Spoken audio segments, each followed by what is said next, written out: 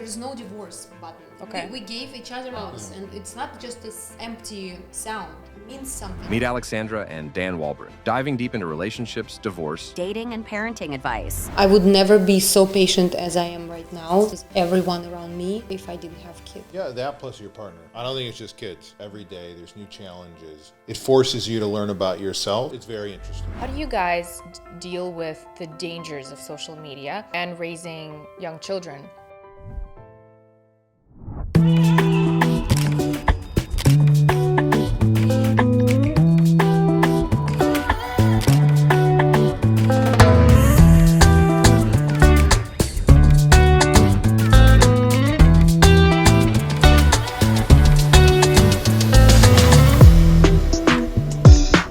Well, this is amazing. Welcome to CATAMANIA. I'm really happy to have you here. Thank you for inviting. And I came with a little gift.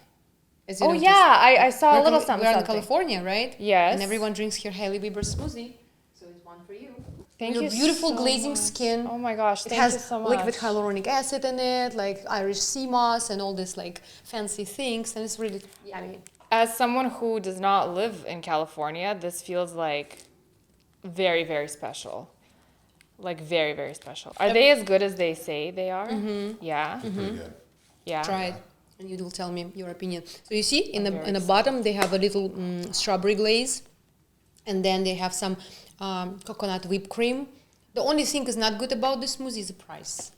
What's the price, if you don't mind my asking? I know you're not supposed to like ask With how much tax? a gift costs. I don't know, like all in, it's like about 19, 20 bucks. 20 bucks. So it's, would you say it's like, the cameraman. We lost the cameraman after that. Would you say it's worth it? Here, let me, If you drink it every day, it really makes you feel like glowing. The skin, there's proteins, what do we drink every day? What do we drink every day? For good skin? Collagen. Collagen. Oh, it's got collagen. There's collagen. I will say this is really good. Listen, Haly, I know you're not sponsoring me, but if you'd like to sponsor this show, please reach out to me because this is really good. That's actually amazing. Actually, I brought this smoothie to Russia a month ago.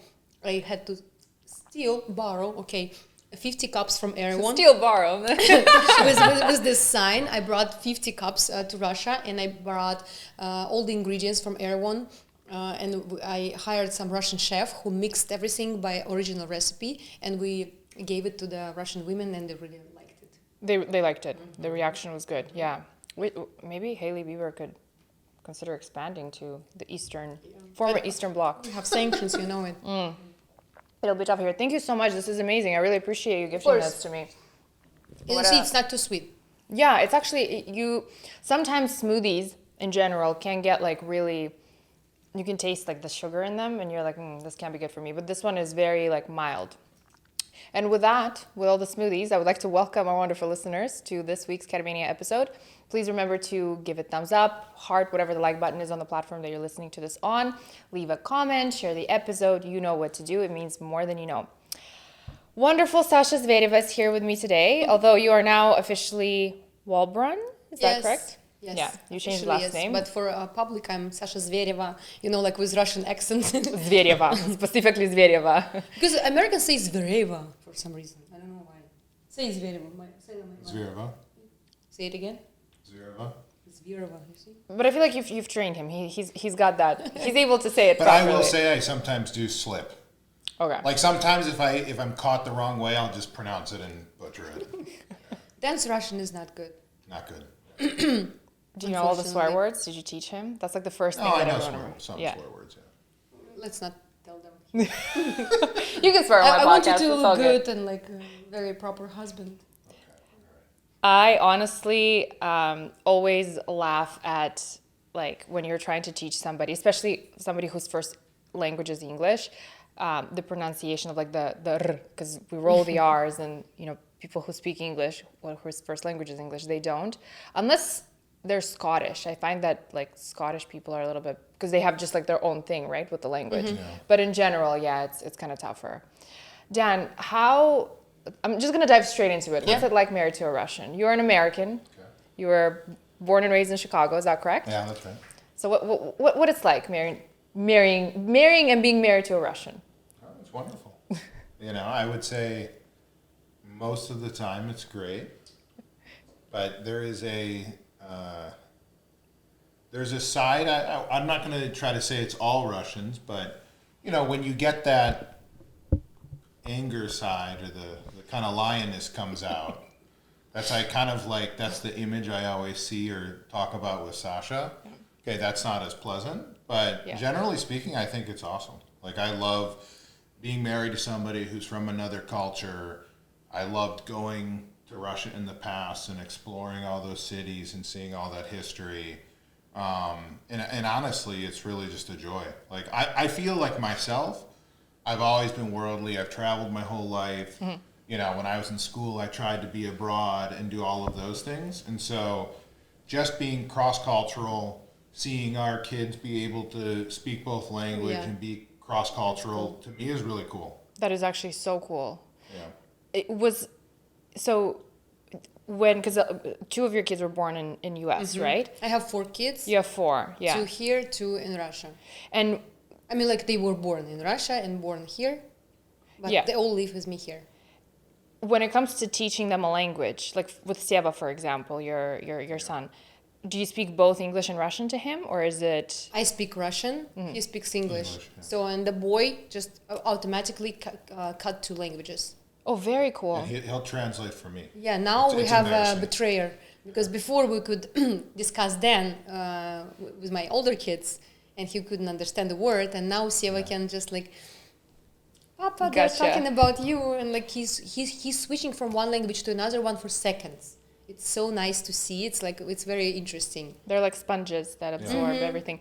I heard someone say that like you're supposed to teach a child in the very beginning like their primary language, and then after a while when they're used to it, you're supposed to like teach them their secondary language or whatever. So you've just been speaking both languages to him pretty much. But there was no other way because he speaks English. It's just hard logistically to do that. It really is.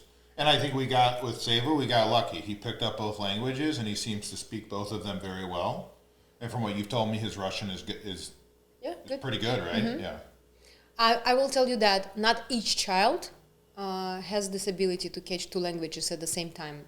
Because my older son, Leo, who is 9-year-old right now, he was raised like the way you just described. He was raised in a Russian-speaking family. He went to the Russian daycare.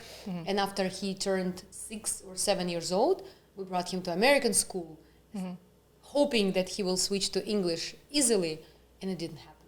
Oh, interesting. With him, it didn't happen. It was really hard and difficult, this transition. Yeah. Now it's fine. Now it's fine. It was a year or 2 kind of transition where it was like, this is difficult for him to pick up English. But now that he's there, it's okay. Yeah. For my older kids, when they just moved from Russia to here, they were like 10 and 6-year-old. They switched for like 3 months. After 6 months, they spoke like no accent, just amazing. But for Leo, it took like 1.5, 2 years.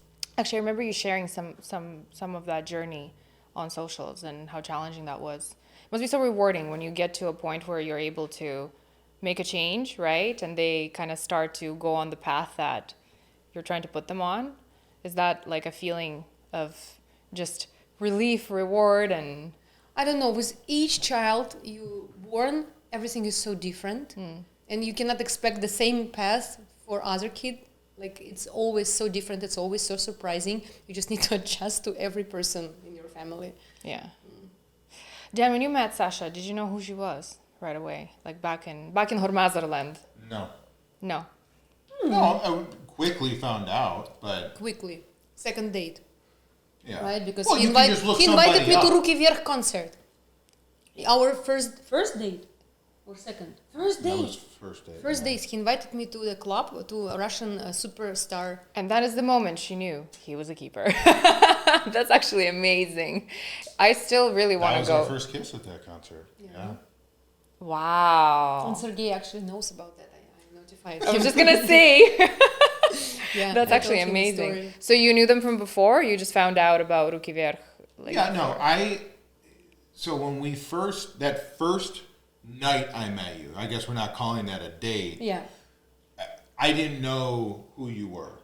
Or like maybe somebody had said, "Oh, maybe you're a It singer looked or like something." he didn't know. He was But very I didn't- serious. He I wasn't didn't really know interested. who she was. There was a friend who had kind of introduced me, or friends who had introduced me to you, and we went to they call it like LA Times Food Bowl or something. It was downtown. There was drinks. There was food. It was cool. It was like a kind of public event, so it was kind of easy and casual to meet somebody. I think after that is when I realized, oh, Blaze is a person with a bigger following and all of that. Okay. And so how did you meet exactly? What was the evening? What was the night? What was who approached who? That's what he's talking about. It was some food event, and our mutual friends, a couple with Russian woman and he's Hungarian American man. They invited us. That's where we met. And in the end of this meeting, he didn't ask for my phone number. I was so deeply offended. Can you imagine? I was so beautiful. I was so shining. My smile was shining for the whole downtown. And he helped me to sit in the car and bye. And I sit. I'm like, what's wrong? What did I do wrong? I started to ask my friends. They said, wait. You'll see. Maybe he will reach us back. I'm like, I don't know. And Dan was such a proper guy. He didn't want to ask my phone right after that because he didn't know maybe I have someone, maybe I have some relationship. So he decided to contact, right? Yeah. I talked to my friends, and then I got her number through my friends. Yeah, and a couple days Very later, diplomatic about your approach. Yes. I like it. Yes. Very chivalrous. And very then I diplomatic. got this. I remember even the spot where I was driving my car, and I got this message from the unknown number, saying, "Oh, I would like to continue to introduce you to the food and blah blah blah," because he's still introducing me to the food that he likes and tries. I've been watching that. Yeah, you're a big foodie. Yeah. You guys love to go to. We love to travel. Sometimes we travel just to go to certain places. Yeah, I would say it's like in Russia, gastrotour. Yeah, for sure. For me, it's how I explore cities. 100%. For me, it's not only just the dining; it's coffee shops, bars, and dining. And from there, I learn the local culture and then expand out. I think it's the best way, to be honest with you, because there's so much to it, like in the food and how they prepare it, what kind of wines they have. Before I met Dan, I didn't do this. I came to other cities. I tried to save every possible dollar on food. I tried to eat less just to spend more for shopping. Okay. And I discovered how Russian of you! Oh my God! more clothes, more tan, because tan can show that you were traveling in another country. You know those videos I make, Moldovan people are really bad for that. Like they'll buy themselves, a brand new BMW, brand new Porsche, but they will save on food and stuff like that. It's like the whole running joke that, I think all the former USSR republics, that's just how it goes, right? Russians and so he introduced you kind of to that culture. Is that something that was first, were you resistant to it a little bit because you were saying that you weren't used to it? It was a little bit too much for my stomach.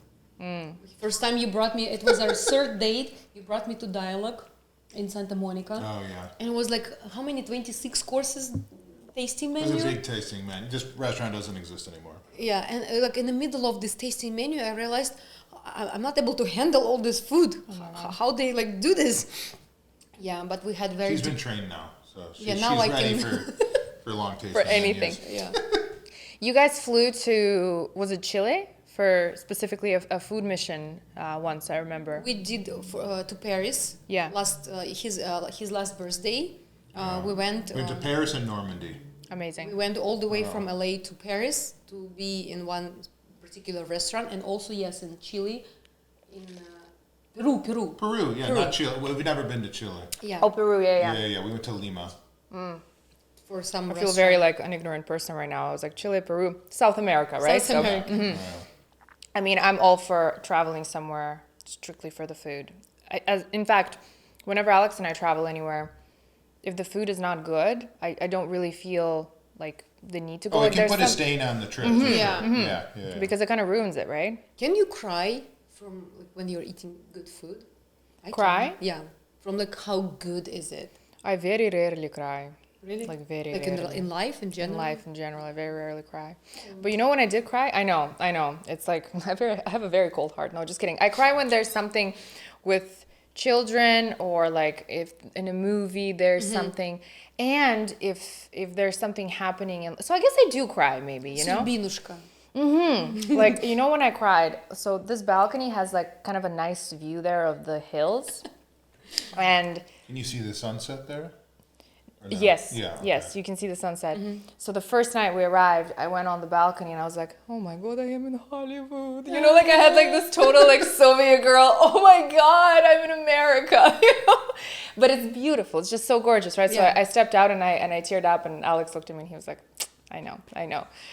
So yes, I guess I It's do kind cry. of the same when Yeah. you like the food is so beautiful. It's served so like elegant and like great. Like the everything is just like the design, interior design. Chefs comes out to you from the kitchen, and you know it's like the world famous chef, and he's like treating you and like pouring sauce in your dish. It's like really makes me cry. For me, it's the I guess the gratitude for the ability to experience something like that, right? Yeah. Like for me, like even being here, I think the reason why I teared up is because like, oh wow, I'm so grateful that I'm in a position in life where I'm able to like come here and see this and do these things. Experience those things. Same with food. If I go somewhere, to a nice restaurant or anything like that, I'm like, oh, I'm so grateful that I'm able to do this. Yeah. Kind of.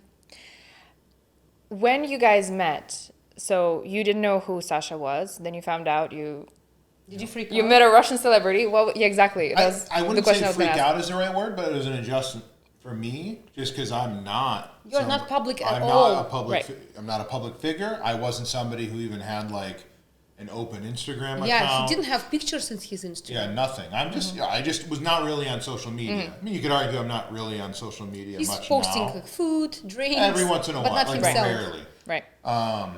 So that was an adjustment, but it wasn't like I was put off by that or scared from it. It just it was a change. Right. Yeah. But when you really met this famous event fair, because when we met, I would say 2 months after we met, he came to Russia to follow me, and that's I where. surprised you in Kaliningrad. Yes, he came. Okay. to We Berlin. need to zone in on that a little bit. Okay. So, what happened there? You met. 2 months go by, and then. And I told him that I have my Russian tour planned all Okay. around the Russian cities, and I said I'm going no matter what. I have to go because it's already planned for a long time, and Right. tickets are being sold.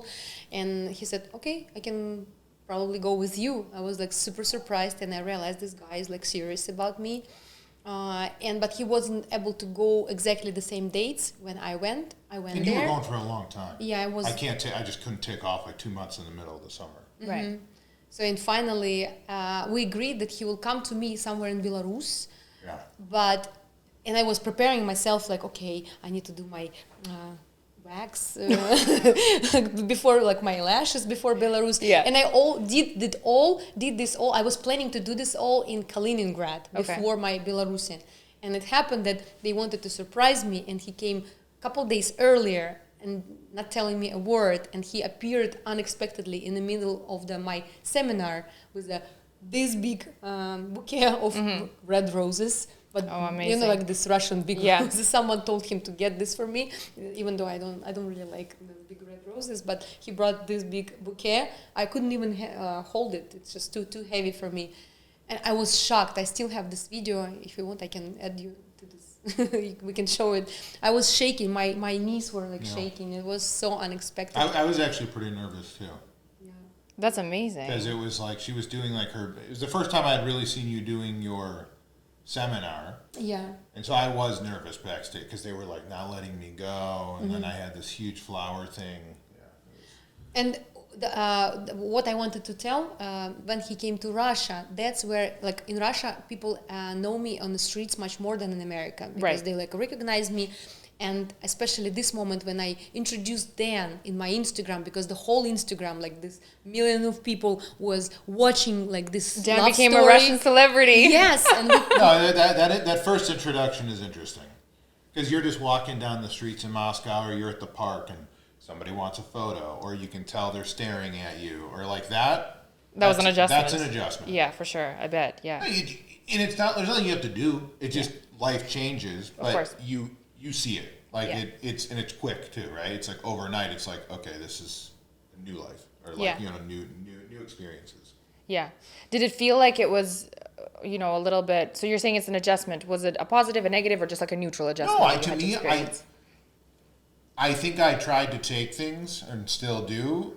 You try to see more of the positives than the negatives, and it's not like it was negative things were happening because of it. It was a positive experience. It was fun. We'd go places. People know her, so interesting. Yeah. Yeah. Sasha, do you ever experience hate face to face, or is it always only positive messages? Hate when they tell me something? Yeah, like anyone ever come up to you and said something negative to you when they see No, you? the funniest thing that when even haters come to my events, they're super nice, they're super quiet. I just had this experience in Moscow a month ago. One of them came, like bought the ticket for like big amount of money, like filmed from inside everything. And then when she left the event, with me she was super nice, like a kitty. Sasha, it's so nice to meet you. And then when she left, she wrote a bunch of shit about me. I don't. Zero haters will ever tell me something like this. That's what. Because there is no reason Yeah. to hate, like, to really hate, to say something like, I'm not Yeah. a freak. Yeah, of course. I mean, I don't understand why people would hate, but I get hate with the amount of, I guess, public, what is it called? Public level that I have in what I do. And I never have anyone say anything negative to me face to face ever. So I can tell you Because that. people are going to be too timid to do that. Yeah. It's a reflection of them, not of you, all this hate, right? Yeah, and they have this screen, right, between themselves and the person who they're hating course, on. this So is all of their a sudden they have safe all this space. courage. Yeah. It's easy but to do on face the to face, internet. exactly. Yeah. They would never. I just remembered you asked me if I met hate ever when I was maybe 18-year-old, when I just like popped and my song became super popular. Yeah. I lived still in a little town in Moscow County, and some like teenagers, like 13, 15 years old, they could scream something in my back. By like something like, my group name was Demo, and they added Dermo. Oh, okay. Oh, Dermo пошла. Oh, Something okay. like Wow. that. People were really angry back then, I feel like, But it's too, just like, a little bit teenagers. angry. What do you want from And them? exactly, yeah. And of course, they were like some grunge or punk kids. They didn't like pop music, and that's why they sent them. You moved to US, you came here on vacation, is that correct? I remember you Yeah. sharing that story, and then you liked it here, so you were like, I'd like to stay here. I came for vacation once, twice, three Yeah. times. But then I decided to show America to my kids. I only had 2 kids in this moment. I brought them here. I love how she's like, I only had 2 kids in that moment. Yeah, because there's so many. Only of them. 2. My life is actually divided on these decades when I had what kids. So actually, each kid divides my life to different life story. Right. So I only had 2. My older Vasilisa and Makar. I brought them here. They fell in love with America too, and there was my main family members. Yeah. I asked them would you like to live here? And by the accident, we lived right in the front of the school that they later attended. So we saw these kids going to their field trips in these nice T-shirts with owls, and I just looked at it and, oh my God, we don't have this in Russia. The kids go like this, so nice, and they have their lunch boxes. And I went to the school to take a look how does it happen inside of the school, and it was so different from Russian school. It was like all in this Like they show, boards, like they show in posters. movies, all the like lockers. They yeah. sit in a circle, like everything is so brightful Yeah. and colorful. So I decided, oh my God, I want my kids to learn here. To be here, yeah, to live here. It's a very courageous move. I always think about that, like to just move on your own. That lioness that you were talking about, like the non-angry side of lioness that just fuels, right? You need that. You need that, yeah. Now, do you see that how I was able to do this? Of course, you just push through Am I still through the same? barriers, right? Am I still the same? Yeah. Am I still pushing? You see, I didn't change.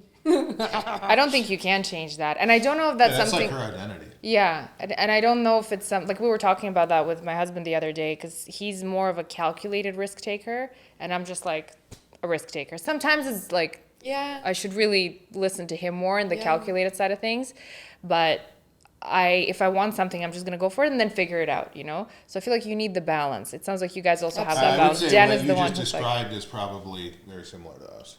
Yeah, yeah. It's that Russian Slavic. But I love this so much. I don't want to lose it. Because you wouldn't be where you are today if it wasn't for that. That's what I told Alex. I'm like, I wouldn't move to Canada on who my you own. are. I Yeah. wouldn't, do all these things that I'm Now doing. you're crying. Exactly. Looking at the Hollywood hills. Exactly. Move. Exactly. Yeah. So I'm like, sometimes you just have to go for it and then figure everything else out. But do you have moments when something like that happens? Like you go full gas pedal, and then everything around seems to crumble. And then does it put any burden on your relationship, and how do you deal with it? Yeah. Dan probably can share. Dan was looking at you. I feel like he was thinking, I was okay, looking she's for going to you go give me some first. example. Because you're the one who is struggling with that, right? So you're not the one who struggles with that, hey? Yeah. I would say, look, sometimes she jumps into things or just doesn't think about all the steps. Mm-hmm. And that can induce anxiety in me just because of my personality. Mm-hmm. And so does that lead to some tension in the relationship? Of course. But I feel like both of us do have one thing that I think's worked for us. We've been together now, a fair amount of time. Yeah, 6.5 Is years. even after these moments of tension or whatever, we each kind of find our way back to each other and are able to brush off. Like, I think we each know in our heart where there might be like a real issue and like we have to discuss it through, and where it is just like the emotions getting the better of somebody or something like that. Okay. And so I don't know. To me, maybe you'll disagree. I don't know. I'm interested to hear what you'll say, but I feel like all the tension, like it does come out at points. It's uncomfortable, but every relationship has that, and we never let it go too far. We all, even if we have a fight that like we're both putting our head down. You're at, what is the other thing I say? Sometimes you're like a bull, right? You're like, yeah, you got the hoofs on the ground. I just try to get out of the way. It's right. like, I'm just like, get out of Dodge, let her cool down. It works for us. I don't think that would work for every other couple, but for us, I'll go up into my man cave, I'll disappear for a little while. What is the main sign for you that it goes like far away? It's like really serious right now. Like that I went to this mood. I can just tell. With you, I know right away. Isn't it if when you're not I in a start good speaking mood. with very Russian Oh, accent? well, you start to roll the R's. Yeah, she does do this. She'll start to change the way she's talking, and I'm just like... Subconsciously, like you don't Yeah. do it And on... the because thing I is, become so you're mad. mad. Yeah. I do like... Oh my God, that's hilarious. I am personally like an argumentative person in the sense that like I do it for a living. I negotiate. That's what I do. Right. So I will engage at first, but then I'll be like, no, this is not going to go anywhere well because I don't care how... If the accent changed, I can you're go done. through like every little maze in my head, every logical tree, try to defeat her what she's saying, and I'm like, no, I'm not going to win. I need to step away out of this environment and reset the rules, and that's how we'll make it better. So my husband's also a lawyer. Obviously, you met him. He said, I overheard him say this to a friend once. He's like, listen, I fight for a living. I went to school for training on how to fight with people. With her, hell no. He's like, I am not winning that. So it sounds like you have a very, very similar dynamic in your relationship. Is there something that you do? Like, is there a moment when maybe Sasha, for lack of a better word, cools off and you're like, okay, now I'm stepping in. Is it some words? Is it like flowers? Is it something that... It can be either, but sometimes she'll actually make the first move after we've had a disagreement. when I realized that I went too You far went away. If she went too far, and I'll know right away. It doesn't have to be that she's, oh, I'm so sorry. No, there's none of that BS. But don't say sorry. Yeah, she'll Just do can something where I'll be like, Yeah. oh, okay. Brain goes, yeah, you're apologizing. Now. Yeah, You won't say that's what the words are, but I know it's happening. Right. And then, or if I felt like I went too far, maybe I'll come, whether it's flowers or we'll go out or we'll go Most of the somewhere times for a it's just like weekend. the you and me trips. Yeah. It's 'Cause I the feel the like best makeup. The other thing, we have 4 kids. There is stress around. There's no way to Yeah. avoid just the practical reality of like our life is a zoo at times. And so it is helpful for us to just get those like 48 hours away, reconnect with each other, reconnect with nature outside. Just do something because that usually grounds us, I think. Yeah. For me, it's very important when he listens to me, when I am able to talk through my feelings. That, remember we had this fight. I felt like this. And then I list the things that hurt me. and what is important for me. And he listens, and he's like, okay, but now listen to my perspective. And he tells his feelings, and okay, and then we try to, okay, how can we make it work? So we do have this Yeah, you have conversations. to, because if you don't, to me, people always say it, right? Relationship is just a series of compromises. And I think I just see that in our own life. It is true. Where there's things where we just aren't going to agree on, and we have to figure out a path forward on, okay, well, this is what we'll do in this situation, and you live with it. And if you want to hold grudges, well, you're not going to go very far in a relationship. Yeah. That's very true. Yeah, there was a fly here. I think I left the door open for a little too long. I think people think that, like, oh, once you're in a relationship, things are just, like, supposed to work out. And they don't think that, like, no, actually, you have to put in the work. You know, you have to deal with things that come your way. You have to communicate. You have to put in effort. That's actually what, for me, it's the biggest change from my Russian relationship to American relationship. Because in Russia, when the relationship started not working, we didn't have these long conversations, or we had conversations, but we didn't come to agreements, to compromises. So we both just like speak what we don't like about each other, and then just... You're both very Russian, yeah. And like boom, boom, boom, Yeah. further and further. Here, we both are ready to work. Right. We both understand, okay, and then taught me actually, there's no divorce button. Okay. We gave each other, how you say it, клятва? Vow. Vows. Like vows, yeah. Vows. And it's not just this empty sound. It means something to me, he said, and I realized, okay, yes, I said something too. Because in Russia, you just like, when you're fighting, you don't care about anything in the past. Here, he said, this is value, and we need to keep going this path. We need to work it out. And look, you already broke 2 relationships. Who won from this? Kids? No. Like your life? Maybe. Like me as a person, like it's not really cool when behind your, like, you have 2 divorces behind. So, and now I decided to try something new, not my pattern. Not the divorce button. Yeah.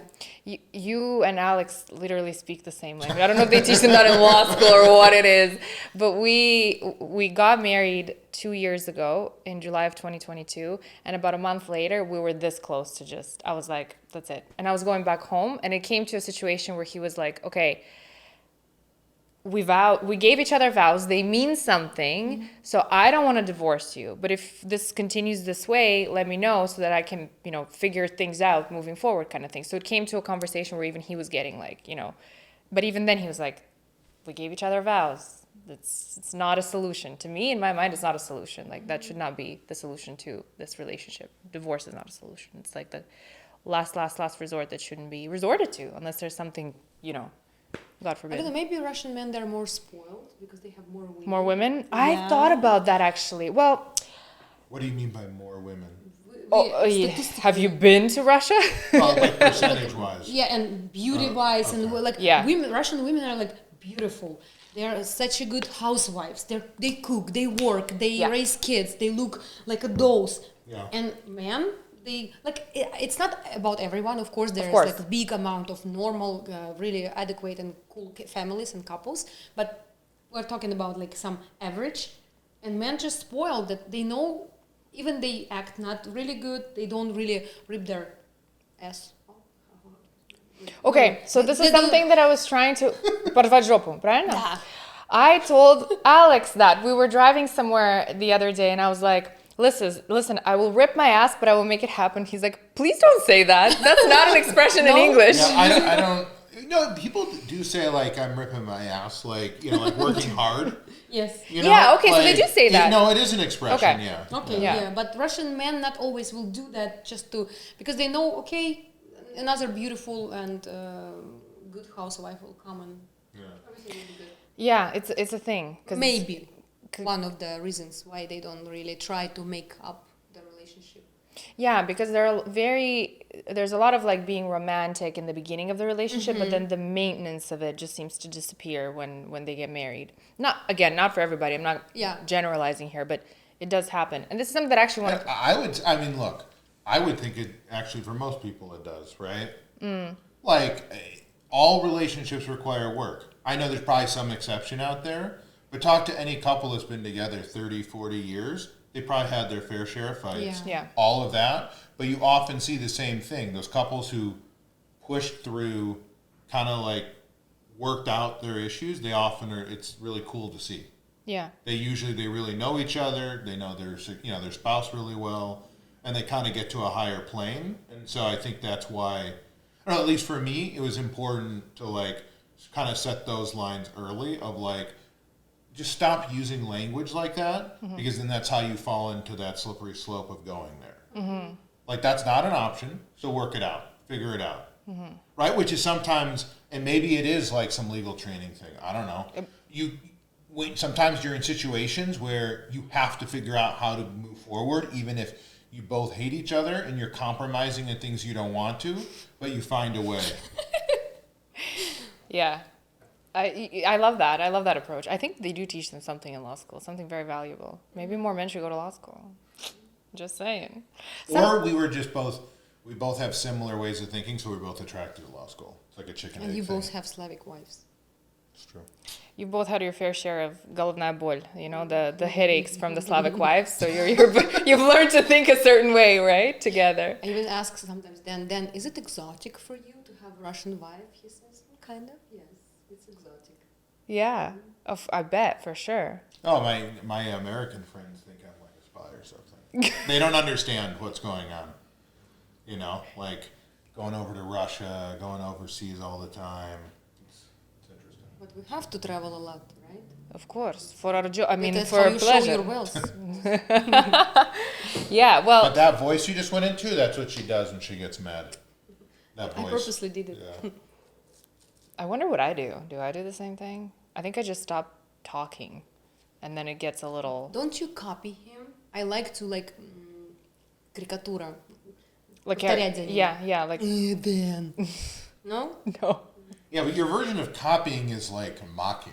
Yeah. It's like when you're in the heat of a fight, Yeah. you'll do Oh, that. yeah. I'm trying to. Oh wow. She goes low. Oh when we have wow. fight. Yeah. Okay. Don't you do that? No. I don't, but also my husband is he's Slavic, so he'll he grew up in Canada, so he has a lot of like the Western, I guess. The Canadians are so nice. Yeah. Yeah, he's very nice, but if I overstep, like if I do something that is like a little too far, then the roots come out. yeah, then his Serbian will come out, and then it's not a pretty situation. Yeah, but I do want to give you like, I guess, kudos, because I make a lot of fun of like the Western like relationships and dating culture, and the lack of certain aspects of like traditional, family or traditional associations that we have with masculinity, and you don't fall into any of that. Like you are definitely, it sounds like you're a gentleman, you've done things. I mean, you went to Russia to surprise her with a bouquet, like that is absolutely phenomenal. So I always say I'm not generalizing, I'm just pointing out certain things that are happening, and you're like the prime example of. It's probably because I'm from the Midwest.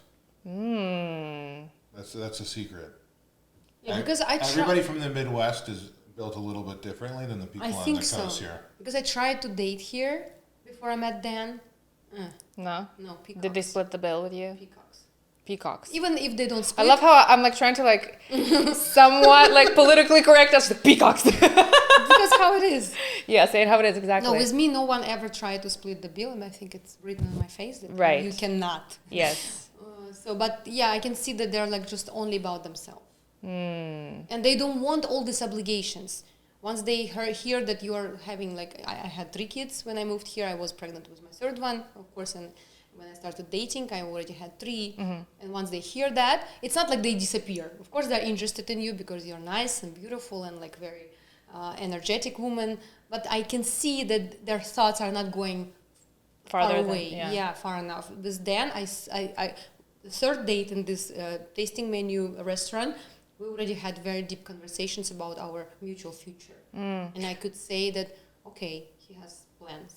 When did you find out that she has 3 kids? How? You told me. No, not me. I think these people. Oh, who I probably asked would have known. Yeah. Okay. gave Maybe him my not. phone. Maybe not the night I met you, but I knew even by the time we went to the Rookie Bear concert. I think you asked the same people who gave you my phone. Yeah. So I would have known. Because that's what people usually first thing they tell other people about me. Oh, she has her kids. Right. What was your reaction at first? No, I mean, I was willing to get to know. So I liked Sasha from that first night. She was beautiful, interesting, all those things.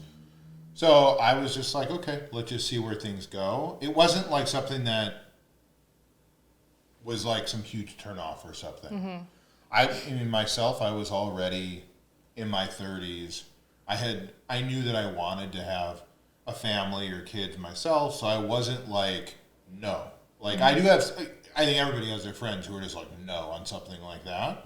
I wasn't a no, and our life turned into an adventure that first year. Like, a really fun one. To me, it's a miracle.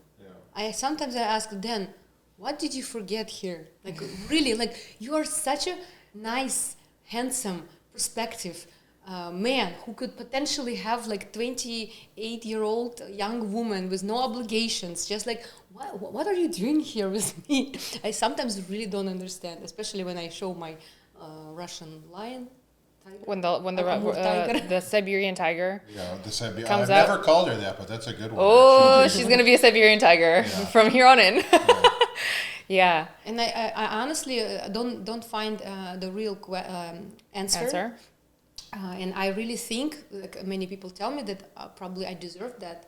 Yeah. Maybe I created this magic around myself, this energy that attracted the person like Dan. Because every day, every time I leave somewhere for a little bit of day or like a week, I immediately realize, oh my God, I have such a gift. Like sometimes I roar on this gift, but it's Sasha, you just really like gifted to get such a man. And you deserved him probably by your actions and something. Yeah, but it's not. And look, it's not probably. It's not probably. Sasha's a superstar. Like, she's a super special person. Yeah. And like, I feel blessed to have her in my life. It's like it tells you how blessed she is, and then you tell her how blessed she. Some of y'all can't even get a text back. Get your act together. You deserve the best, No, but it's Yeah, I mean, look, I think I would die in the current culture. Yeah. Like dating culture or whatever. Why? Like just ghosting, like all this shit. I can't handle that. I communicate with people. Yeah. They text me, I respond. They call me, I call them back. Even if there's like would The be common nothing sense there, things, right? It's Yeah. just like be a real person. Yeah. Like Have the conversation. Yeah. I mean, there's horror stories that I hear for sure from some of my girlfriends, and Canada's like. I don't think I would be in Canada if I was single. I'd be like, because you guys in the U.S. you have the Midwest, or men from the Midwest. You have sort of the southern men, right? And I was born in like 80s, 90s. It also adds. Yeah, exactly. So there's still a little bit of hope here, but in Canada, I think it would be, like I actually didn't think that splitting the bill was a real thing. Like I thought that people were joking about it as if, And then I had some of my girlfriends who were like, no. Like I went on a date and I had the guy literally be like, okay, so you had like, the tea, I had that. And I was like, what? And then whenever I talk about it or make fun of it, people call me a gold digger. And I'm like, what? Like this has nothing to do with that. It's like a basic gesture of chivalry to me. It's because some women abused this moment. They just did this a lot of dates just to eat. We know these cases, and like that's why men became also very careful about this. Yeah. It's not about us who is really like, if I'm dating, I'm doing this with all my soul. Right.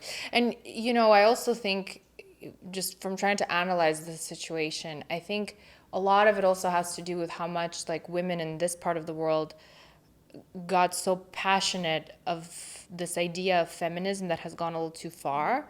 Like this, I don't need no man idea is like, I don't know, to me it's just, it's bizarre, right? Like, yes, of course you can, I mean, you would be the first one to probably tell everyone that you could do it all on your own. You can raise kids on your own and be successful and do all these things. But if you want to be in a relationship and you scream that you don't need no man. No, if you ask me, it's just, we just had this conversation today. Like I said, I just went to Russia.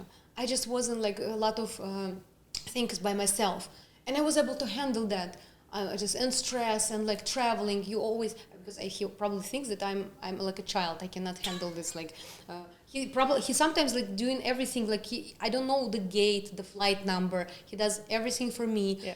And he thought without him I will just get lost. Right. But I survived. Like It's when you're with him, you just probably relax and turn it all off. I just let myself be. It's not that I think you'll get lost. I think it's that you'll do it in a really inefficient way.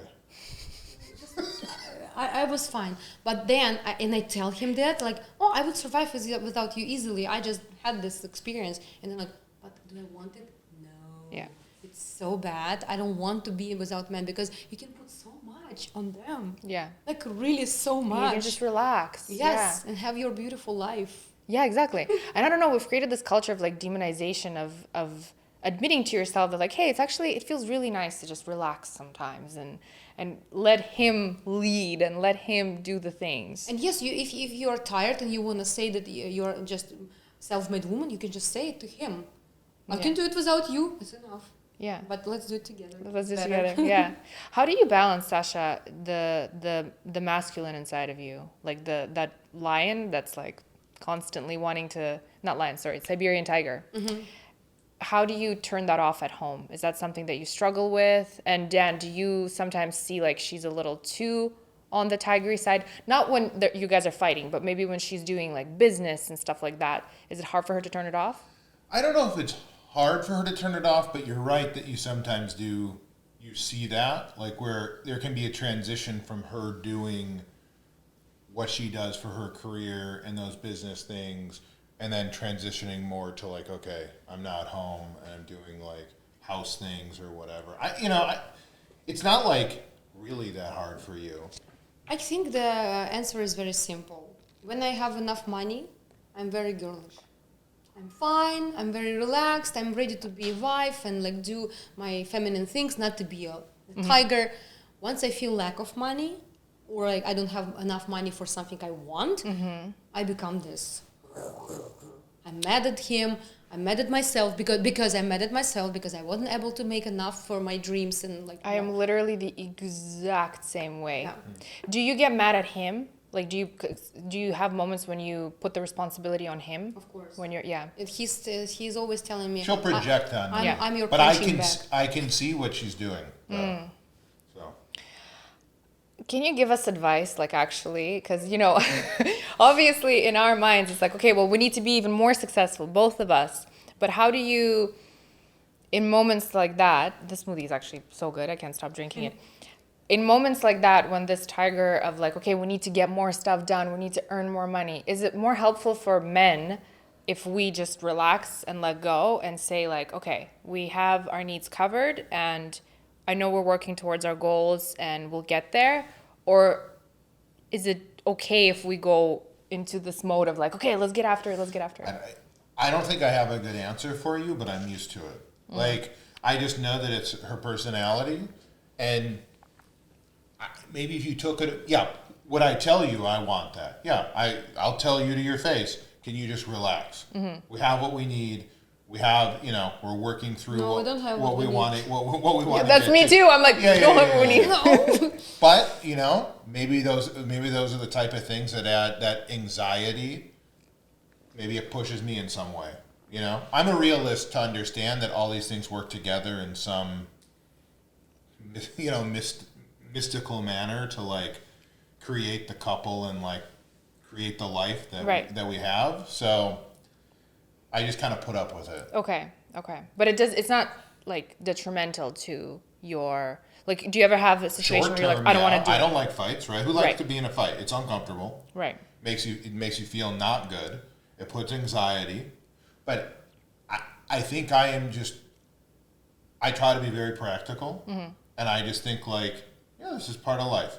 Yeah. She's frustrated right now. She's probably frustrated at herself. She's taking it out on me. So if you're going to use me as a punching bag for an hour, okay. It's okay. Oh, holy person. Because I know it'll come full circle. I mean, it's like clockwork. Right. I'll see it happen. A couple hours go by. I'll go watch a movie or something, and then we'll talk and everything's fine. Yeah. So I think I just analyzed enough that I saw these patterns and was like, okay, I can understand who I'm dealing with. To me, it's no different than like in a corporate environment or anything else, like in my day-to-day.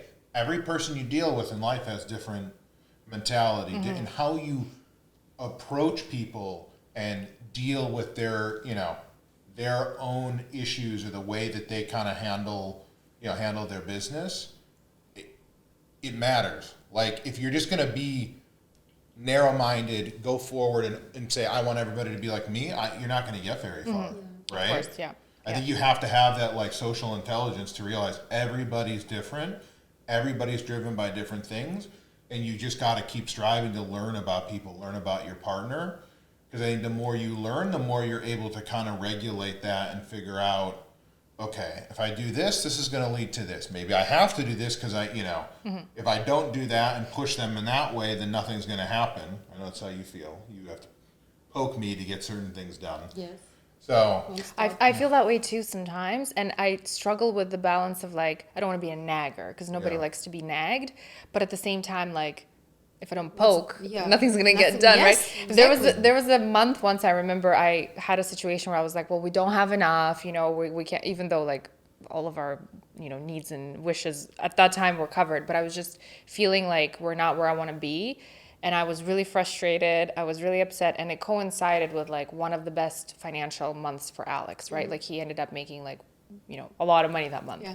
And I was like, oh, maybe I do need to be a little bit, And he's like, no, you don't. Like we're going to figure this out. You don't have to be frustrated and everything has to blow up for us to move up in that field or in that area. But he says a little bit of fire for both of us is good, because you feel a little bit of friction. You're like, okay, something needs to change. We need to maybe make some adjustments, and then you move forward. But you don't have to like get all. Or you just need the steam to come off, Yeah. And then. I don't know. My perfect model is when all Russian women follow this model. All his money are ours money, our money. All my money are my money. Exactly. If I leave this, It's a financial formula. yeah, I don't want to put in a family котел. Yeah. Yeah.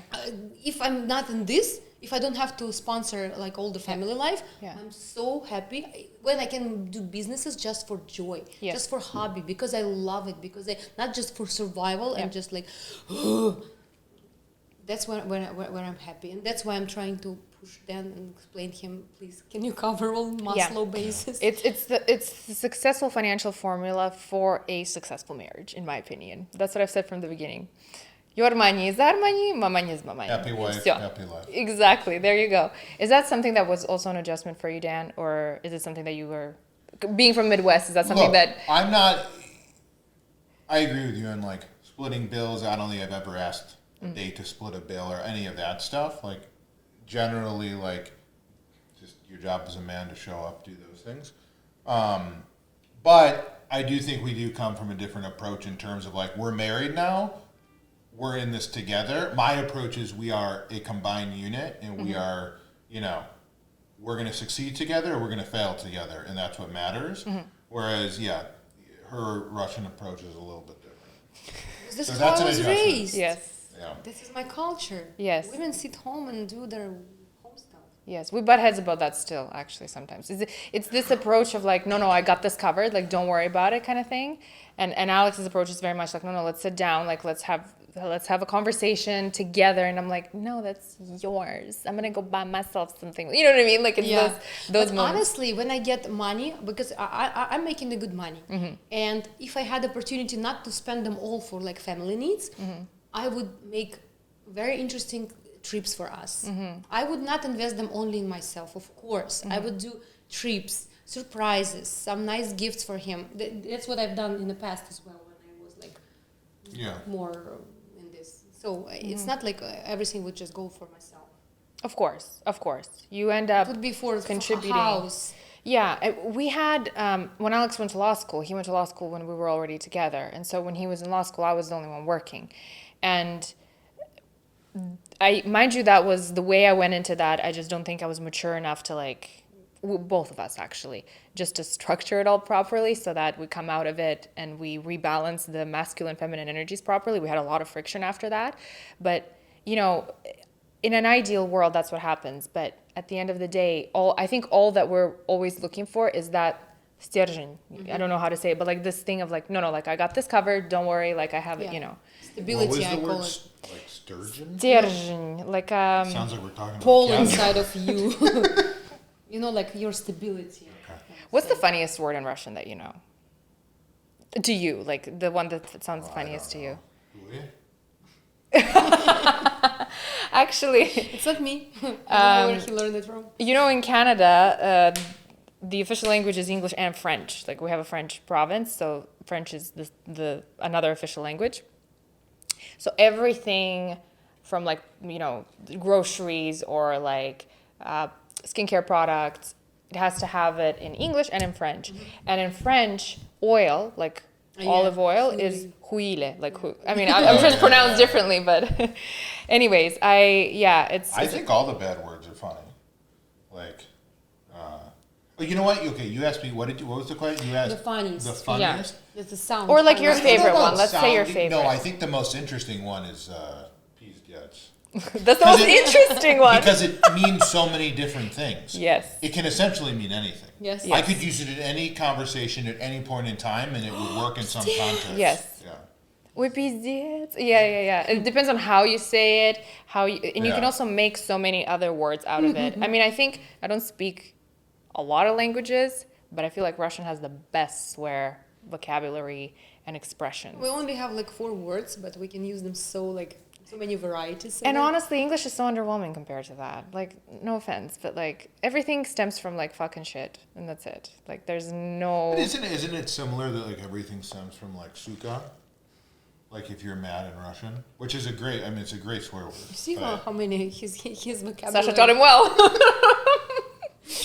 Now we're getting to the Russian knowledge. I want to go back to the financial conversation because I think that people don't talk about it enough, and people get really resistant to talking about it. It's almost like impolite to touch on those subjects. But as someone who, you know, you moved here on your own, you had 2 kids, another one on the way. You obviously went through some tough times. What would you say was the most important thing that took you from, you know, the level of struggle to the level of comfort? Language and money. Language and money. So language in terms of how you spoke to yourself? To people. Because when you move to another country, you need to understand what people say and being able to explain. Right. To be able to talk. Yeah. So when I moved here, I only traveled in India, and I traveled all around the world, but India was the country where I learned my English. Can you imagine the Indian English? So my English was very interesting. Different, yeah. But I mean, what took you from that level? Was it something in the mindset that you did? Like what's helped you to go forward and I guess have a better financial situation as somebody who came here on your own with 2 I kids? think it's just like this desperation of mother who needs to raise. So you made things happen, just no matter what you found I ways. remember times, and sometimes even now I catch myself on it. You're so tired. You put kids in bed. You worked all day. You go in, you sit on your bed, and you are about to just lie down and close your eyes, and you're just like, no, I didn't do this. And you go back to your phone and just keep working. Another like 2-3 hours. It's like I remember the struggles, but it's the only way just to survive. Was entrepreneurship always the path for you? Yeah. Or did you ever get like a thought of like maybe I should enter like a, you know, an office job or a career of some sort that I requires... never thought about this. You never even had a thought? No, zero. She started singing so early. Yeah, I started singing when I was 18. Yes, I had some business, like I had my clothing line and I had my cosmetic skincare line. So this was a little bit different from internet, like performancing and stuff, blogger. So that's actually what brought me the most money in my life, selling good products. That was very interesting for people, and that's what brought me in my comfortable zone. Okay. So when you have a good pillow of money and you don't need to care about next 6 months, you just like, Yeah. good. Yeah. But that's that risk taker side of you, the tiger, right? Because entrepreneurship is not for everyone. So I wonder if that's something that was instilled in you just because from a young age you had a different path from like the conventional, so to speak. Dan, is entrepreneurship something that interests you? Is it something that you would embark on or are It embarking on? does, you know, but I'm much more, I think you used the term calculated risk taker before Right. about your husband. Yeah. It's like I chose a different path. Yeah. I went through law school. I would say I'm a grinder. Like, work hard, like always put my head down, always, you know, get done what needs to get done. Sometimes it's annoying. He's trying to teach me to do that and think this way, or make my kids to think Yeah, this we have way. disagreements over this. Yeah. too. Okay, yeah. And you're like more like always outside the box kind of thing, like never, you know. I don't think you need to work hard to make enough money. I don't believe in that. Yes, sometimes yes, but not always. Right. He only thinks that you really need to. I wouldn't say I Take agree with that characterization. Okay. I think it's if you come not from trust fund or Right. you have your life already set, right? Which there's plenty of people like that out there. You're gonna have to grind and get to a point so you can open up some doors so you can go do the things that you're talking about. That's just my perspective. Right. Because I got so many times in my life I got lucky. Yeah. I got in this group, I got famous like this. I wasn't in Mickey Mouse show for years. I just like I Right. got there so easy, so fast, and my song became famous like for 1 or 2 months, and like I didn't do anything special for that. Same with blog, Instagram. I didn't do like a lot of job to raise it, and only in the end, since like starting 2020, I started to invest in my blog and raise it more and more. So before that, it was just flowing. I followed you before that. I think I followed you like, I was trying to pinpoint today, like one of the moments I remember was watching, LA and California, and then looking outside of my window. So it must have been like around maybe 2018, which is when I came to LA for the first time in my life. So that was around that time. And I remember you already had like close to 1 million, or if not 1 million already. Like I followed you when you already had many followers. So you didn't really like do anything extraordinary for that? No, nothing special. No giveaways. No like buying advertisements from other bloggers. Just raising it naturally. Very cool. What do you think made it that way? Was it just the energy that you were putting into it? Was it that you were being authentic all the time? Like what was... Calculated then would say that of course it's because of your famousy in the past. And Okay. yes, he would be right.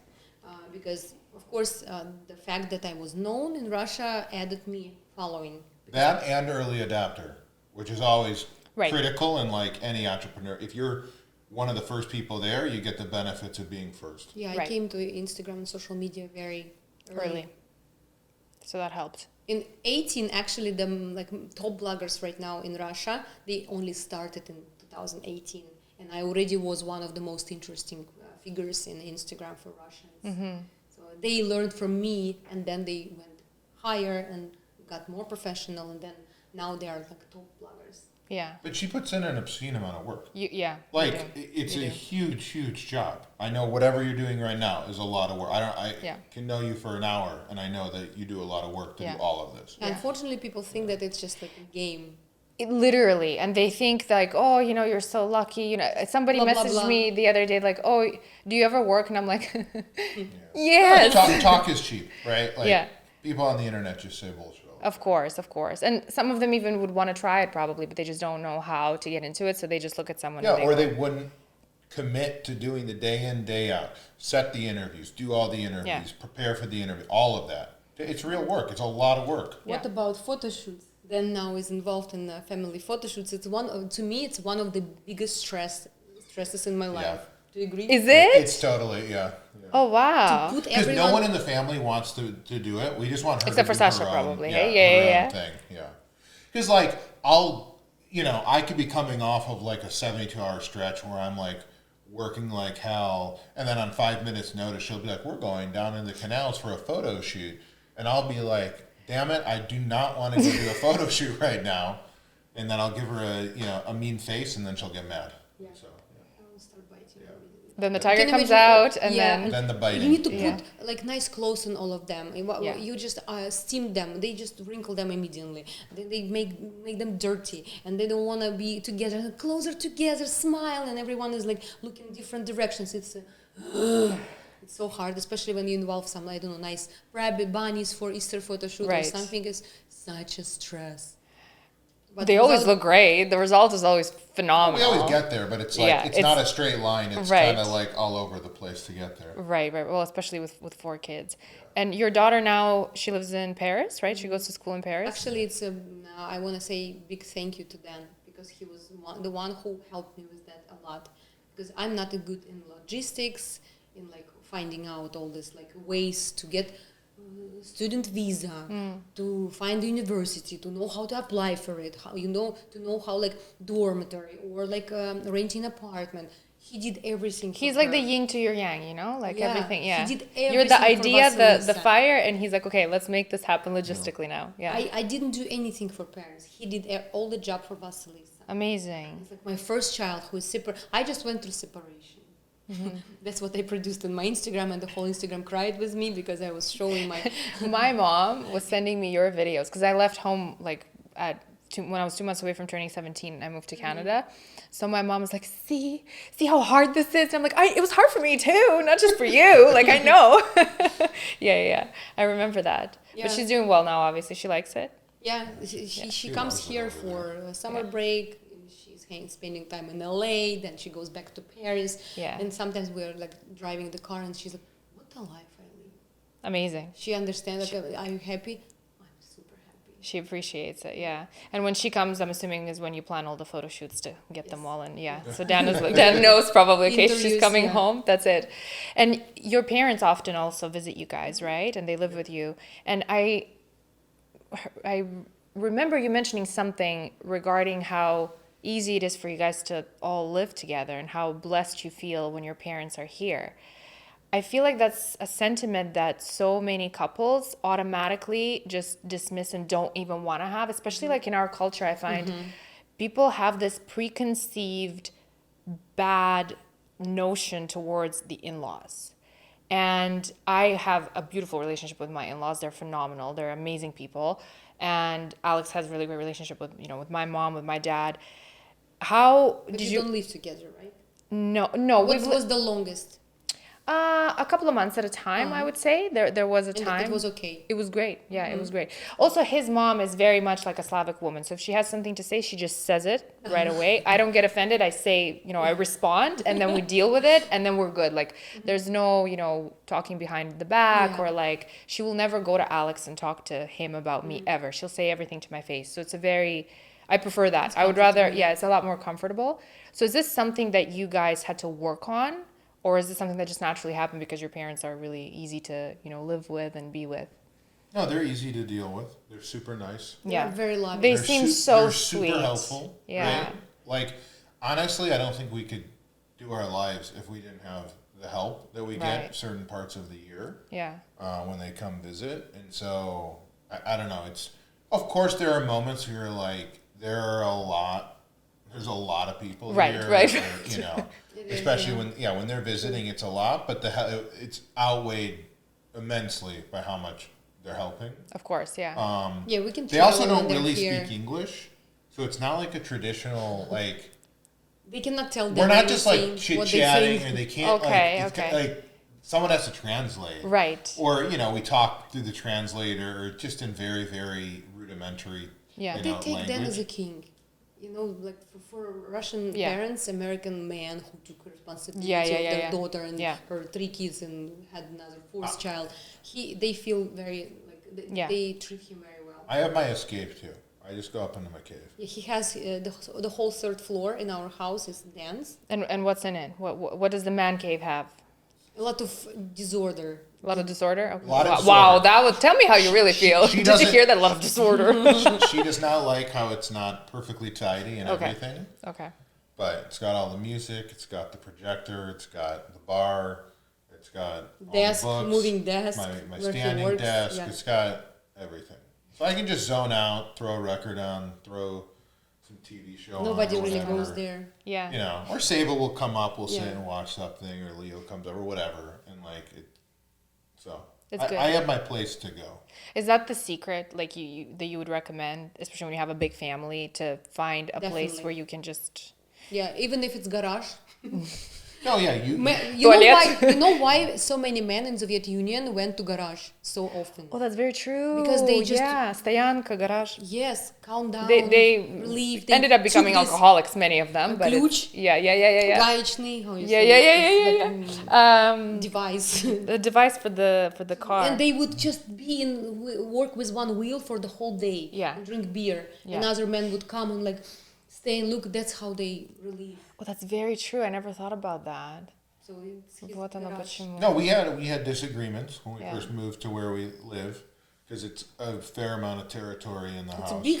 He has Yeah. The most territory in the whole house. So you were like, this is my territory and nobody's... Well, I just said I need a space to I need a place to work. Right. And this is the only logical place, Yeah. and it just happens to be a very large square footage part of the house. And then, I have so It just happens. stuff, it's just absurd. Yes. Like, There's too much stuff. I collect vintage bar books. I have all He this puts stuff it on everywhere. the floor. Who No. stores stuff like that? Yeah, You need to Would put you ever let everything- Sasha go in and organize it? No.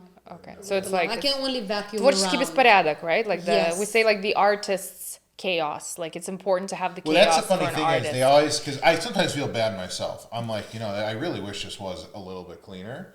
But then you read these stories about like, these eccentric guys. Yeah. I know where Like everything is. Distrodent. I Yeah. know what Yeah, pile they'll this have, like- random paper is that I need, or like, I don't know. There is order to the chaos.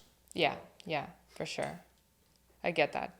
And you're okay with it ish, probably. Well, at sometimes this point. I agree. And you have your own little, cave's not a nice word for a woman, but you have your Closet? area. What's the equivalent of a cave for Well, a woman? our master bedroom is effectively hers. I'll sleep there, but she has the little patio overlooking the canals, their mirrors, her little desk. It's very lovely. No, I have my Yeah. space too. And yes, I take the whole bathroom. Both sinks and under sinks spaces are mine for my little. Oh, this is creams. actually one of the funniest parts about the house. We started originally we Split together, split there, 50-50. and the closet was split. That's eroded over time into, we put like some just, what's the Extra word I'm thinking shelves. of? Like a closet dresser thing in the hallway. And so I had to take all of my stuff and that got moved there. And I just ceded to, because where my office is, there's also a bathroom with a shower. I just said, fine, I'll just take this bathroom because it's just easier on the How is relationship. it? He would have 2 bathrooms and I would only have a half. Well, no, that's like the guest bathroom, but I just turned it into mine. Yeah, and I took. And I the actually space. think this is good for a relationship. It improved the quality of your relationship to have that. You know how people talk about in houses, like they build a house, it's like there's a him and a her bathroom. Like I actually think there's something to that. Did you hear that also, that some couples and some like especially old-fashioned couples say that it's very helpful to sleep? I was just going to bring that up. Yeah. We do that when we're in Canada and we have our separate bedrooms. We started doing that in Calgary when we were living in Calgary. And For some reason, or? Yes, the main reason was I was waking up, I was working a corporate job. I come from a corporate background. I used to be an auditor. And the only way I could work out in the day was if I was to do it first thing in the morning. I'm still that way. I'm a morning person. So for me, I wake up and then I have to work out, then I'm good. Yeah. If I don't do it, I don't work out that day. Like I just don't do that. I can't do it in the afternoon. So, and to avoid traffic, I negotiated with my former job that I can start at 7:30 in the morning and I had to drive downtown every morning. So for me to go to the gym, I had to wake up at 4:30, 4:45. And Alex was like, you're on your own with that one. I'm not joining you. I was like, okay. So when I started doing that, I was waking him up and he wasn't getting a good night's sleep. He was grumpy all the time. I was grumpy. It was just not good. And then I was like, listen, why don't we try to sleep in separate bedrooms? Because we had a house, a whole house. I was like, why don't we try it? And he's like, no, that must be really bad. Like, why would we sleep in separate bedrooms? Makes no sense. I was like, let's just try it and see how it goes. So we tried it for a week. We both felt like royalty because we were getting such good sleep. We were well rested. We were good to each other. Like, it was really, really, really nice. And then I read about it online. Like, I read a bunch of articles from psychologists, experts, all of that, who were saying that, yeah, if you both agree to it and if you think that it's, like, if it's better for you, of course, who cares? But as long as you both agree. And then we started to analyze and we were like, listen, the intimacy is not affected because, I mean, it doesn't happen when you're sleeping, right? It happens before you go to sleep anyway. So it kind of works and it's really great. But then you get used to it. And if you travel somewhere and you have, you know, an Airbnb or a hotel room where you have one bed and it's not big enough, then you get into a situation where you're like, you're in my way, you're in my, you know, but you make it work. But it's actually, it's kind of nice. You can figure it out. Yeah. I feel like once we settle and we have a house again, I would want to have separate bedrooms. That's what I'm thinking about. Do you know that even Russian traditions, they say that in the past, only people slept together, started to sleep together, Christiani. Because of the poorness. Because they didn't have space in the izba. Oh, like the serfdom, right? I think it's called what we had in like in the village when they lived in the villages. So they didn't have big houses, and they tried to sleep with cow, with rooster, with kids, with wife, with the grandparents, all in very small room. And that's where it came from, to sleep together, because dворяне, more like aristocracy. These people, they slept always separate. Kings and queens slept in separate bedrooms. Like even Queen Elizabeth and, I mean, not to, you know, there may have been some other issues in that relationship, right? But like they slept in separate bedrooms. Kings and queens did that. That's what I would consider when we will get our own house. Yeah, if we had multiple bedrooms. Yeah. It wouldn't really work in our current setup. Right. Yeah. Sometimes I'm, you know, pushed out into Siberia if like I start snoring too much or like something like that. So. If you don't get a good night's sleep, you can't function. No, I agree. My problem though is there is nowhere else for me to have a good night's sleep. Right. Like, we have like a pull-out couch, but it's on our loft. So like the first person who makes a noise wakes me, like, and it's horrible sleep then for me. So it's tough. I really like sleeping in our bed's huge. So it's, you know. Not huge, it was huge. Again, tell me how you really feel, Sasha. She says this. So No, she says this, but what's so funny is that if you took the bed, right, you put it out, I'm relegated to the corner. Like arm hanging over, and it's just like she's taken over all this territory. It's so funny. And guess why I came here? I was about to make a really politically incorrect joke, but I won't. Same. Occupying the territory. You know how like you occupy the landmass? So like you're occupying the landmass of the couch or of the bed and just pushing Dan out of the, you know. It's very what's it called? Yeah, it's very aggressive of you to do. I do the same thing. But it's unconsciously. It's unconscious. You start to fall asleep in the middle, or you start to fall asleep. Alex actually like thought about this. He's like, listen, if I push you all the way to the side, then at some point in the night, I'll just end up in the middle. We're good. I'm doing this. No, we start at the very like, you know, far side of the bed. Yeah. And then you just inevitably end up moving him out of the bed. I don't know. I don't know how that happens. I really don't know. I know how it happens because I'm a very tactile person. I like to touch. I like to rub person. I want to be close. He's not. To fall asleep, he needs everyone to be away from him. And that's what happened. I always try to be closer and he's trying to go away. And that's how he ends up in the corner. The Siberian tiger is what I was trying to say. The Siberian tiger is, she needs her space and she needs you in it, right? Yeah. And you're like, I just need my sleep. I love that. How do you guys look so fresh and well rested when you have, 4 kids? Whenever I tell myself like, oh, I don't have time for something, I think of my friends who have kids. I actually think of you often because I'm like, this woman has 4 kids and somehow she manages to answer messages. She manages to do all that stuff. What's the secret here? I think we struggle with. The truth is, it's difficult at times for sure.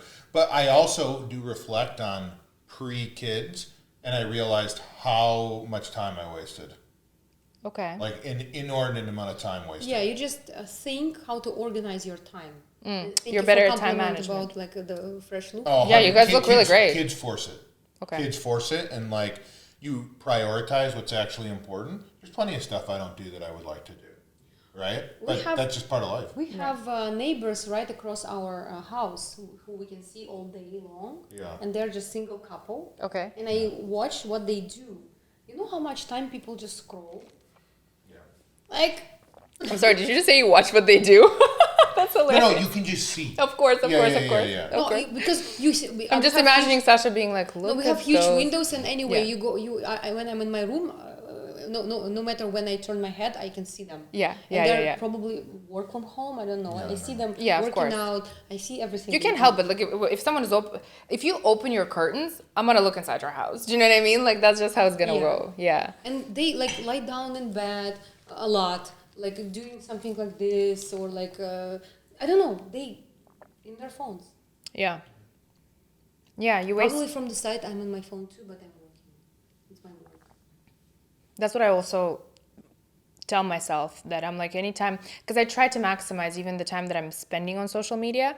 I try to maximize it with, you know, finding something for content, or finding something for, like, if I connect with someone online, I'm like, oh, you know, maybe I should have a conversation with them on my podcast. So I try to always make it about work and not just mindlessly scroll, because it can suck you in.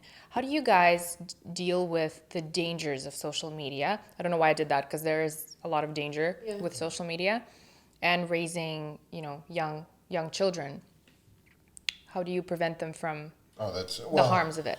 They're not really, the youngest ones aren't on social media. Especially with doing what you do, Sasha, because it's, you know, so relevant. Oh, it's difficult, and it's something you think about all the time. I mean, forget the kids. I'm worried about the dangers just for us too, right? Like social, you can get super addicted into it really quickly and just start mindlessly spending all of your time on it, right? It's very easy to slip into that pattern. So we talk to the kids. Just talk. All you can do is talk. I don't see other way, just to keep explaining. Yes, it doesn't work from first and even from the hundreds of times to talking to them. But if you keep talking and explaining, this is your real life. If you spend it, very often with my son Makar, he's a 16-year-old, I tell him, I'm driving, and I see him like scrolling. Like, you just gave your life to people who you never seen in your life, who you will never meet in your life. You just gave them like 15 minutes of your life. Don't you feel bad about that? You didn't learn anything new. You didn't like make yourself better. You didn't like, what is that? And I don't know when this, but I heard this wisdom from some Russian holy like studies.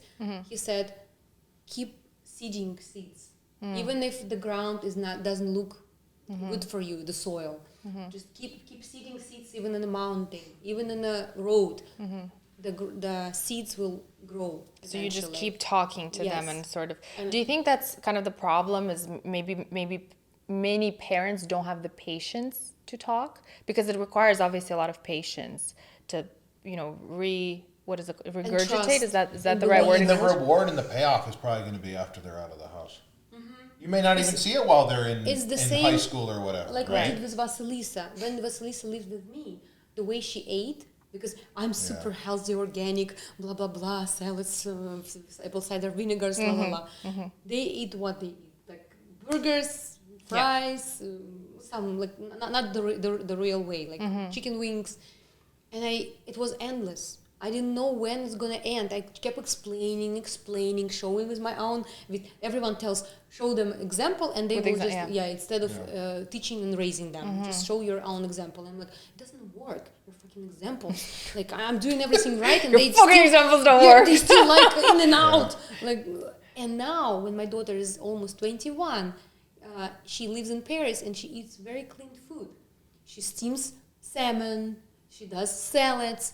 So the seed started to grow in the You moment. also reach a level when you're like, damn, my mom was right this whole time. You know what I mean? And you usually start reaching it probably...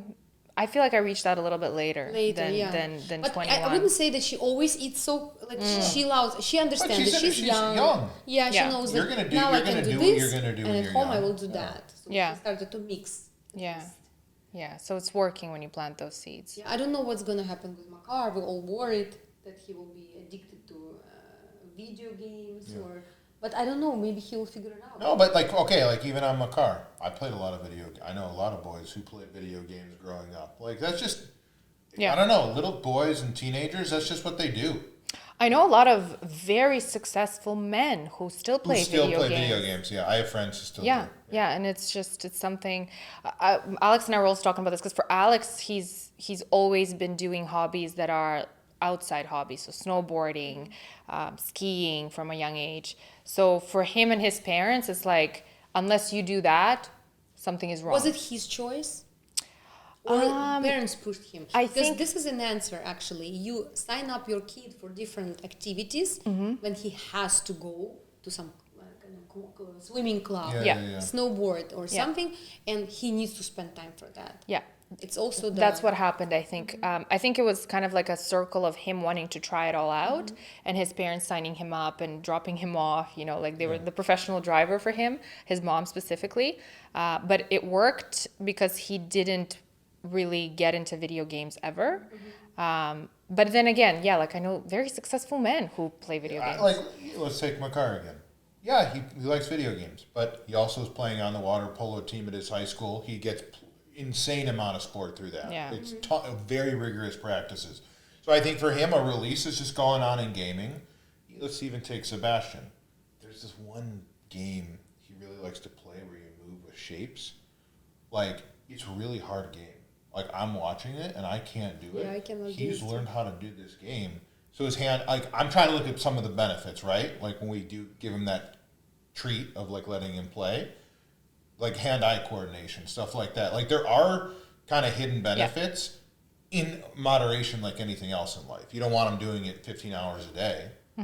But I don't know. I guess for me, I'm not so opposed to them doing it a little bit if they get enjoyment out of it. But I'm more like. Yeah, she's a little bit more strict on that. I'm yelling You're yelling? for this. I just remove. When kids are with me only, there's no one in the house, so like who can shove them like the device. They don't have devices. TV is off most of the time. Is it possible to prevent your child today, especially in this part of the world, from having a device? No. And hey? I think it's even bad.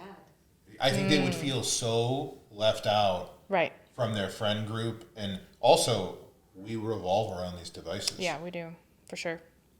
I will say for me, it was important when I was young.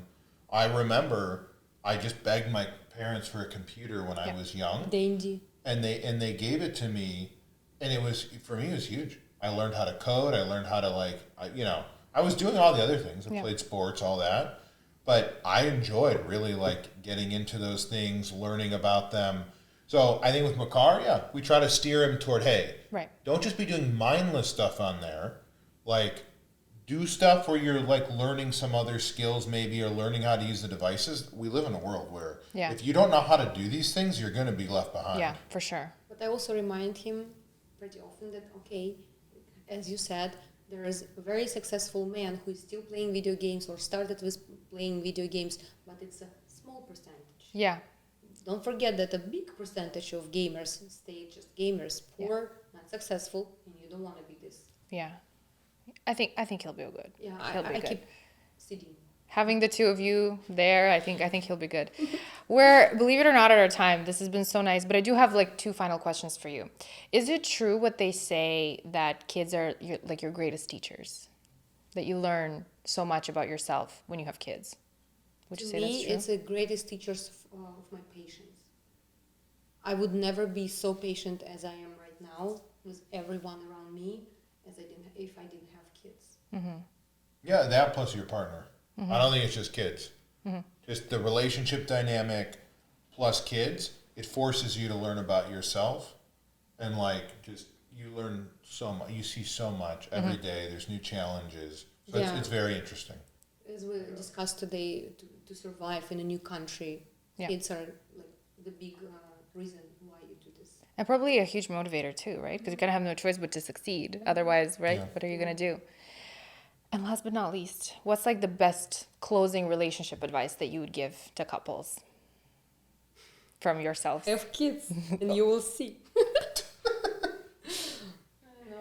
I don't know. From my perspective, like, I don't think there's some magic formula. Like, if you really put a gun to my head, I don't think there's a magic formula. But respect your partner, and like, wake up every day trying to think positive things and figure out ways to make your relationship work, and things just start to fall into place. if you're going to be negative, the negative things are going to be happening. I think a positive attitude in life just generally gets you a very long way. Amen. I agree with that. I would add, just people think that love is something that when your heart is beating, when your butterflies in your stomach, and no, love is actually communication, an ability to communicate through the hard things, to stay together, to go through difficulties. This is what love is, not only these crazy feelings that are being described in Hollywood movies. And we need to remember that. The feelings that we try to go back to as well, right? We're like, well, if I'm not feeling butterflies and the heartbeat, that means it's over. It's like, well, there's a lot more to it, you know. There's family. There's you're together for a mission, not just, you know, those heartbeats and stuff like that too. But I feel like people chase that a little too much, and they think that if they don't feel it in that moment, that's it. Something's wrong. We'll wait for you, Christina. Maybe you will move to us. And we'll see each other more often. That would be really lovely. We're working on it. We'll get there. Thank you so much for joining me. I really appreciate it. This was so lovely. You both are amazing. Thank you. Our smoothies are almost... I know, it was delicious. You guys should try it if you haven't and you have a chance. Is it only in California? Yes, only in LA. Only in LA. Oh, specifically LA. I think the Air ones are only in LA. Yeah. I think I heard they were maybe doing New York at some point in time, or I don't know. Maybe I made that up. But for now, California. Okay, well, I would say it's almost worth visiting just for that, but also go see other places for sure. And thank you so much for tuning into this episode. To all of our wonderful listeners, I will see you next week.